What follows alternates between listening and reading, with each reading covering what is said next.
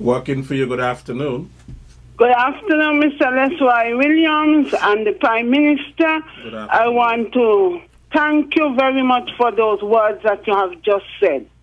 But in going along with you, I agree with you to have a week of prayer.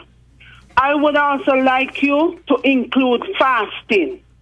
Because when the people pray and fast, you hear from God. And right now, our country has crime and violence, as the first caller mentioned. And when we have crime and violence, it does not please God. And it will stop rainfall. Because if we read in Jeremiah, that's what was happening to Israel. Because of the crime and violence, there was no rainfall. So the people's hearts have got to change. That's number one. Number two, the houses that were built by the former government in Hertfordshire. I was supposed to get one of the houses, and I was called already, but somehow there seems to be a delay in distributing them. I would like to know when your government is going to distribute them. Thank you very much. Thank you very much, caller, for your input, and thank you for reminding us of the value of prayer, particularly at these challenging times. But prayer, of course, must be a constant in our lives and in what we do. To follow up, I did make the appeal in my New Year's message for the church to, as it were, provide the leadership with respect to a week of prayer for the country, because I share your views and your thoughts about the added value, the benefit, the necessity, and the imperative of prayer and a connection with a higher being. That week is being planned by the Christian Council and Evangelical Association. I know this week, perhaps it was yesterday, that the Premier and Minister of Ecclesiastical Affairs in the federal government met with the church leadership. And so plans are well advanced. And although we did say a week of prayer, there is no exclusion of the fasting. In fact, in some respect, prayer becomes more effective when fasting is taking place. But we will allow each and every individual to do their own bit, even as we have the institutional involvement of the Christian Council and the Evangelical Association in helping us in that regard. In the matter of the housing, I will hope to get this matter addressed in a quick way. I am certain that the Minister of Housing is listening. In any event, he's charged with the responsibility of bringing a policy paper to the Cabinet so that we could make a determination, not just on this particular case, which you reference, and for which I will need to get more information from him, but generally the housing policy of Team Unity, and we will unfold that. Working for you, good afternoon. Good afternoon. Good afternoon. Yes, when you opened the lines, I noticed that you made a comment to the Prime Minister, and I want to tell him good afternoon and Happy New Year. Good afternoon and Happy New Year. You said that there was a value to listening. Every good leader spends 70% of his time as a good manager and leader listening. And I want to commend him because he started on a right foot as a listener, and I hope he continues to listen because what the people have to say is important. I want to continue in the same vein of the crime, because when the Prime Minister was talking in his opening statement, he said the police alone cannot do the crime solving. In my research on our local website, I discovered that our police force is just 450. Our defense force is less than 100. And combined together, they are less than 600. We have 50,000 persons. Although I commend the police force for doing what they're doing, they are not enough. Crime here is affiliated and associated with drugs and gangs. And when the Prime Minister was talking, he spoke about the association with social causes. I believe that there is a social intervention that is needed. The police alone cannot do it. And I want to appeal that social intervention must complement what the police are doing in order to make that dent in crime. Late last year, I think it's USAID provided $156 million US for crime and safety and security in the Kharkiv region. I think it was numbered among those countries. My question is, do we have to draw down through projects from that $156 million in order to get our share of that money? Or is there an allocation for St. Kitts and Nevis to use those resources to assist in crime and violence? How can we use those resources to assist the police and social intervention in assuaging crime and violence in St. Kitts and Nevis? Thank you very much. Thank you very much, caller, for that important contribution. The police alone cannot do it. I think we accept that as a society. You made reference to the statistics in terms of the complement of the force, both at the police force and at the defense force, and you speak to the inadequacy of the numbers. That is contestable terrain, because we have long heard that on a per capita basis, St. Kitts and Nevis has one of the highest ratios in terms of the police.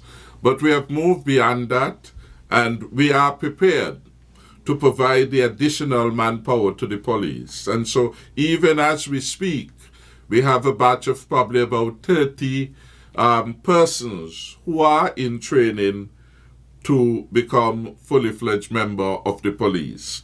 So, and we expect, and even today in our meeting with the High Command, we said that training has to be consistent all year around. But we have a batch of about 30 officers in training to take charge or to become more proficient in the duties of a police officer.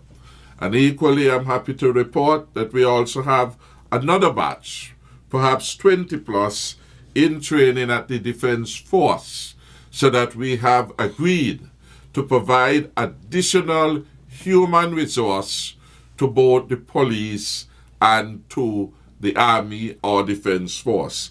And that will in part deal with some of the personnel resource shortage to which you, the caller, made reference.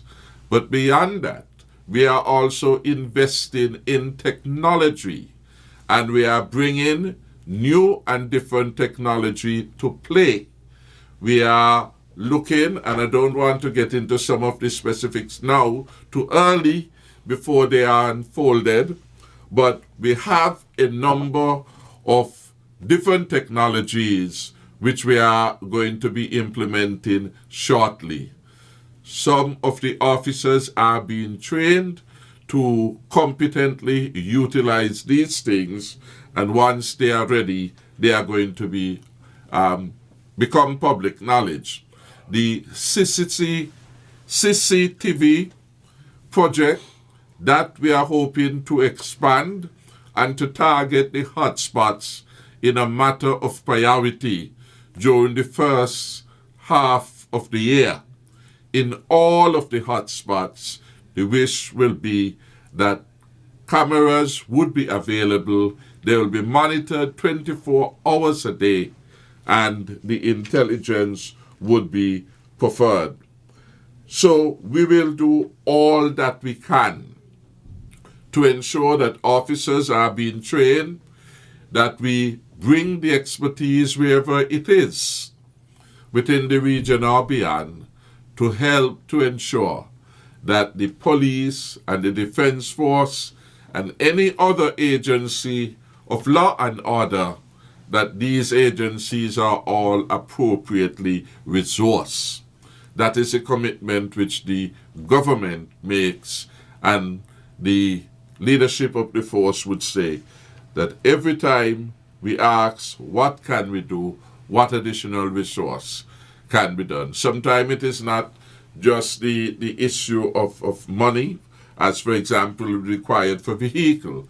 Sometimes it is that at the level of the government and at the ministry, we have to ensure that there is greater cooperation, both across the agencies engaged in law enforcement, so that the intelligence can be harnessed, so that more effective work can be done, so that duplication can be avoided, where each agency is operating, as it were, in its own domain, in its own turf, without regard to the overall picture. And so we have instituted now mechanisms for there to be regular discussion, regular efforts at strategy formulation and determination as to the implementation, involving the customs, involving the police, involving the army, and all the other critical agencies for law and order. So we are building a team,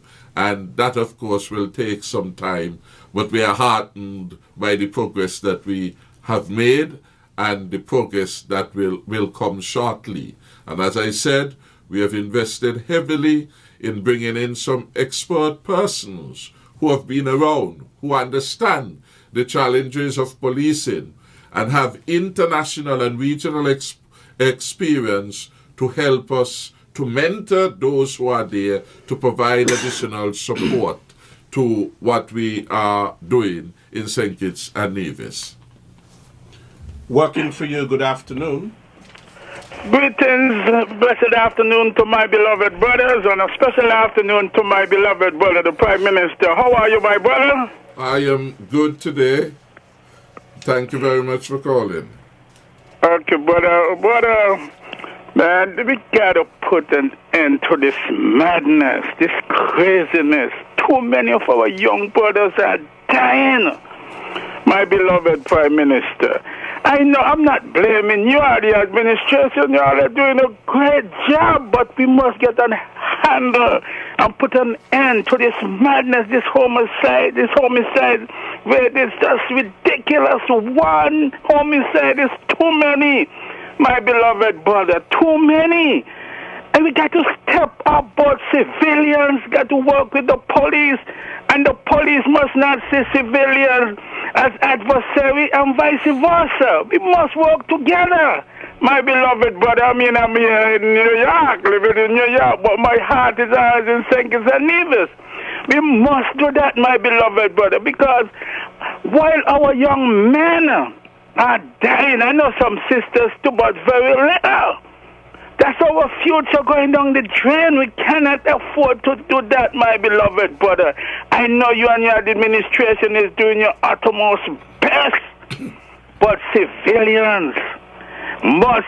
Brother, I know you got people in St. Kitts and Nevis now who are committing these crimes, and they must talk. It's not no snitching.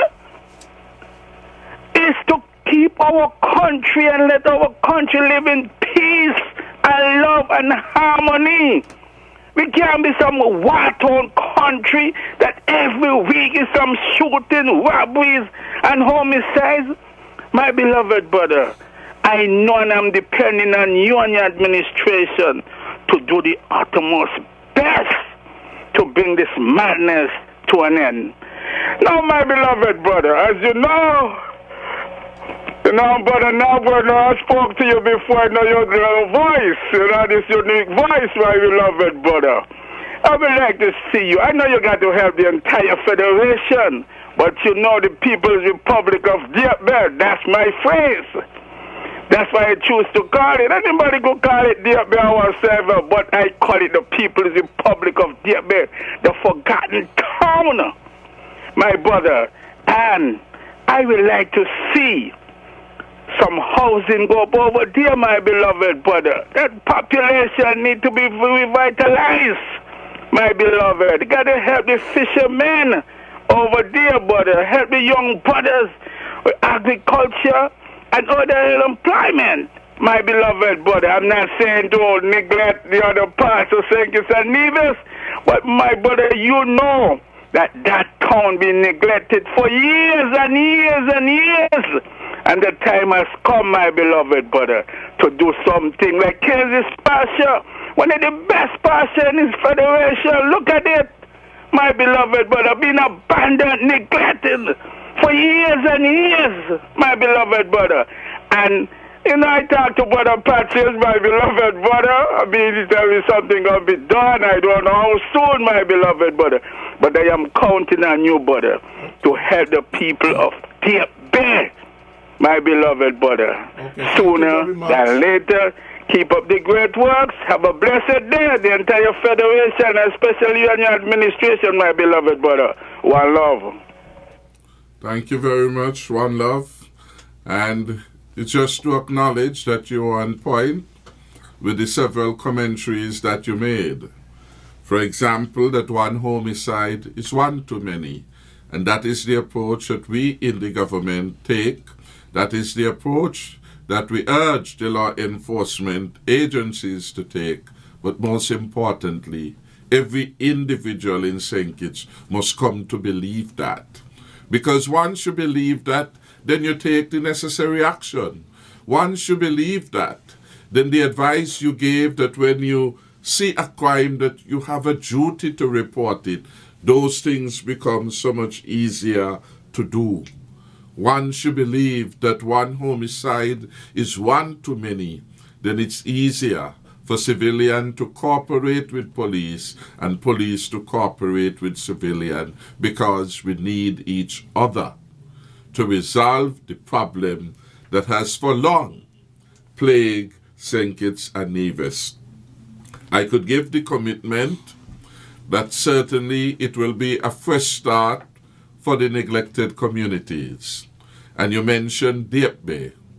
Deep Bay is somewhat in the heart of St. Christopher 6.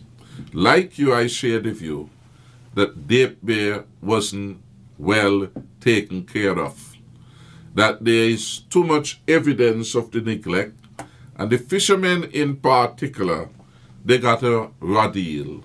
And so the Team Unity administration will offer a better way and a fresh start.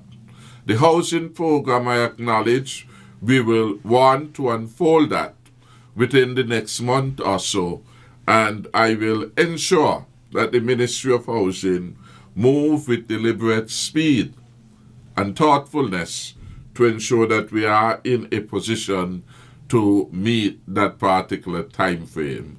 So 2016 then would be a year of action in terms of the start of the Team Unity's housing program, which shall be comprehensive. It shall not be just about NHC building homes. It will also be about how can the government incentivize individuals to build their own homes. How can we, for example, by making land available at giveaway prices, ensure that those individuals who can are able to acquire land and then move on to the next stage in terms of advancing the property development. It will be about how we make life easier for many who are in arrears in terms of programs that will have waivers and forgiveness built into these agreements, in terms of programs that would lead to a reduction in interest rate where possible and practical. So it will be a wide-based program that ensure quality housing are available at affordable space, but also provide incentives for private people to become involved in the acquisition of their own home, rather than the solution only being state-driven. Working for you, good afternoon. Hello? Good afternoon. Good afternoon. Yeah, I thought somebody was coming on. Good afternoon, Mr. Prime Minister. This is Gene Howell, and I was wondering if after 11 months in office, what would you consider your greatest achievement or your most rewarding achievement over that period? I will listen off air. Well, I don't know if I will choose a single element. To me, it's what we have been able to do over the short expanse, if you will, of an 11-month window. And what I am most pleased about is that we have been able not only to transition from a government that had been in place for 20 years thereabout and to take charge of the government, but most importantly, we have been in a delivery mode. And the areas we have been delivering on are promises from our manifesto. I see the manifesto as reflecting the formal contract between Team Unity and the people of St. Kitts and Nevis. And every element of that manifesto, every promise on which we are able to deliver brings gladness to my heart, because it means we are keeping our word and we are looking out for the people, because this was a document to which we had advanced will be the basis of the delivery and will be the basis of the good life. So when I look into the manifesto and I see that the manifesto says that we are going to bring tangible support to the small businessman, the young man who wants to get involved in landscaping, the young professional who has come back and now wants some help to start her business enterprises. And then I see that we have been able, through a Fresh Start program, to provide support to over 200 applicants. I feel a sense that it has been worth it for the people of St. Kitts and Nevis. When I understand that in 2016, we have put enough resources in place to ensure that an oncology unit will now be available for the first time in St. Kitts and Nevis. And so all those people who are impacted upon and personally affected and under pain as a result of cancer, they can get their care and treatment home. I feel that it has been worth it for the people of St. Kitts and Nevis. I take great pride in acknowledging that we promised a fresh start to the Bastia High School problem that had plagued the former administration for 3 years. I feel that we have done well when we were able within a short window of time to bring an end to the shift system, regularizing again the participation of our children in school and their parents and guardians who had to attend to them. I see that as a success for the people. And when we move beyond bringing an end to the bothersome shift system to provide permanent, temporary, permanent accommodation for the students from Form 1 to 4, I feel that Team Unity is delivering in a strong way. And when in the 2016 budget, we added another 10 million to provide for the initial start of the construction of a new school for all the feeder schools into the Bastia High School, I know that Team Unity is doing well. When we are able to get $16 million and to provide support to 2,311 individuals formerly associated with the sugar industry, and I compare that important statistic to the fact that 968 benefit under the rejected regime, I know that Team Unity is fulfilling its commitment. When we move to bring the honor that Sir Kennedy deserved by naming him a national hero and ensuring that once again we are honoring people for their work and their contribution regardless of their political affiliation, I know that Team Unity is on the path of transformation. So it is the sum total of all these things that we have been able to do, things that we promise, that bring me the kind of satisfaction that I have about the government. Because ultimately, it will be Team's unity record. And to date, our record, if I may say so, has been excellent. Our record has won the admiration of those who voted for Team Unity and some who did not. That is why in the Don Anderson poll, and we must go back to that, because we will hear a lot of noise, sometimes discordant, in the political marketplace. But we go beyond the noise, as we did during the last election. The people were not fooled by PEP. They were not fooled by what was happening down at Port Sante. They were not fooled by the party, so to speak, kept in Warner Park for civil servants. In their hearts and in their minds, they knew that the country deserved better, and they gave us the opportunity to bring betterment. And I am satisfied that we have been able to do that. But most gratifying, we have been able to do that as a team. It has been a team effort.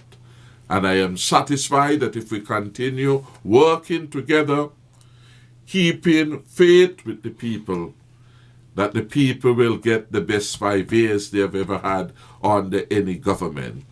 So I am satisfied, again, that we are fulfilling the mandate of the people.